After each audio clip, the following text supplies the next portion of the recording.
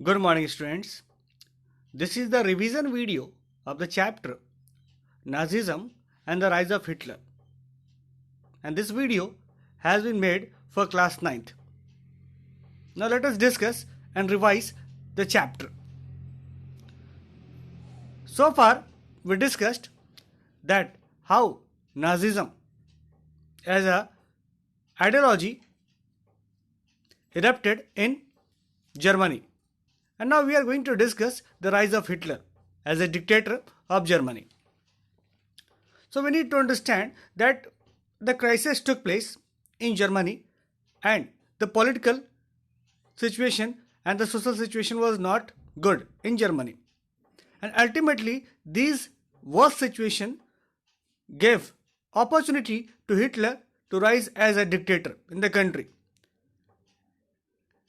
Hitler, if we are going to talk about Hitler, he was born in Austria and he acted as a messenger in army after First World War and earned various medals for his bravery. Hitler was very tensed about Germany when he heard about the Versailles Treaty because he was a soldier and he fought for his country. And when he heard that the most part of the territory was given as a gift to other countries or the allied countries, he became very sad. In 1919, he joined a small group called German Workers' Party and renamed it as a Nationalist Socialist German Workers' Party, which later came to be known as Nazi Party. So we need to understand this is how Hitler left the armed forces and joined the politics. Now thereafter, we need to understand here that how he became popular. He became very popular over the time, and after that, in 1933, he was invited by President Hindenburg. He offered him chancellorship of the cabinet meeting to Hitler. So when he got the power, Hitler broke the democratic structure of the government. So when Hitler became the most prominent person in Germany, he broke down the democratic government. Thereafter also nature favored him when the fire decree was passed on 28th of February 1933, which suspended all civil rights like freedom of speech, press, assembly that was guaranteed by the Weimar Republic. So here we can see up to 1933 the power of Weimar Republic was diminishing and Hitler power was rising.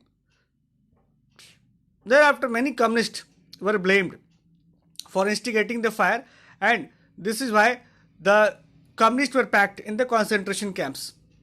They were punished. Finally, on 3rd of March 1933, Enabling Act was passed which passed dictatorship in Germany, and through this Enabling Act, Hitler became the dictator of Germany. It is quite interesting to understand that through a parliamentary process, he became dictator. He gave all power in hand of Hitler. So, according to this act, now whole power was now in the hand of Hitler. All political parties except Nazi party was banned by the Hitler. So this is how Hitler got the chance to emerge as a dictator in the country. Now let us discuss about how he controlled the entire media, how he controlled the entire judiciary, and for that he created his own security forces. We need to understand that he created control, or he controlled the entire country by using the force or by using the fear.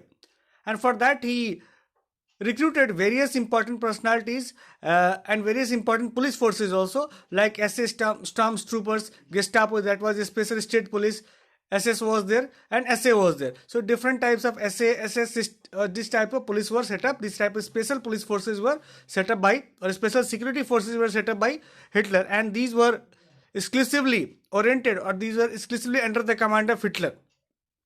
So this is how there was a overall control of Hitler in the country. Now we need to understand this. Now after that, all political parties were banned. We have already discussed that all political parties except the Nazi party was banned in the country, and special surveillance and security forces were created to control the people.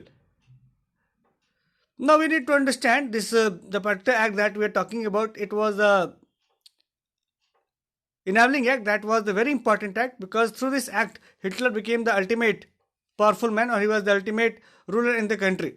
He was the most important personalities now, and he started ruling the country. Now, we need to understand, once he came to the power, he moved on with his destructive as well as constructive policy. So under the constructive policy, he planned He gave jobs to majority of the population.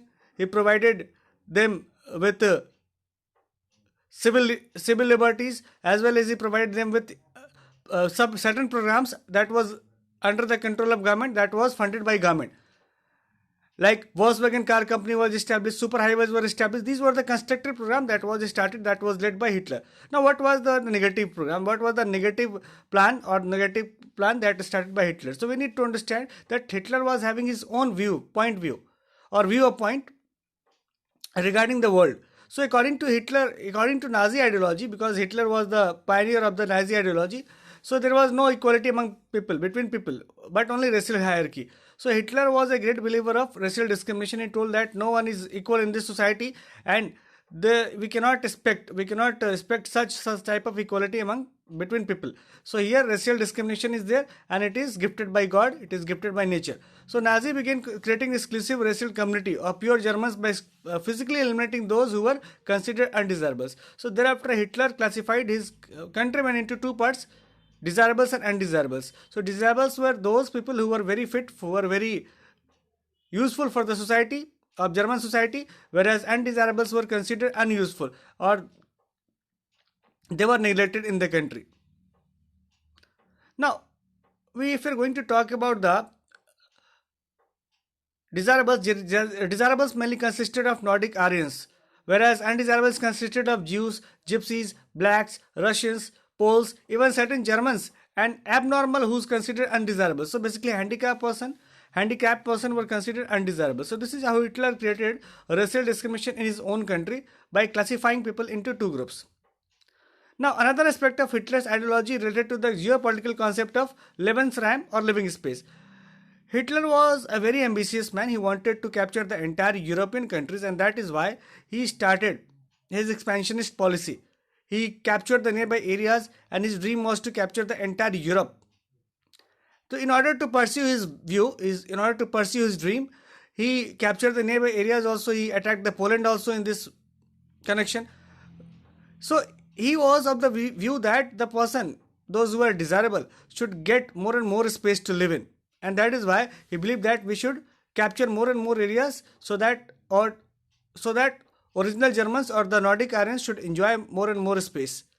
The more space will be available, then they could enjoy more there. So this is how the concept came in the mind of Hitler, and finally we all know about this classification. So we need to understand here that Hitler was a notorious man. It was the most notorious man in the world history because of its racial discrimination. He created racial discrimination in his own country. He classified his own countrymen into two different classes, desirables and undesirables, and those who were considered undesirables, they were targeted very badly. They were punished very severely. They were punished in a very severe manner. They all were exposed to gas chambers. So we'll discuss all this in the upcoming videos. So this is all about in this video, and we discuss that how the Hitler came to power and how Hitler finally created racial discrimination in his own country, and how Hitler became popular and notorious. So this is all about in this video. Thank you.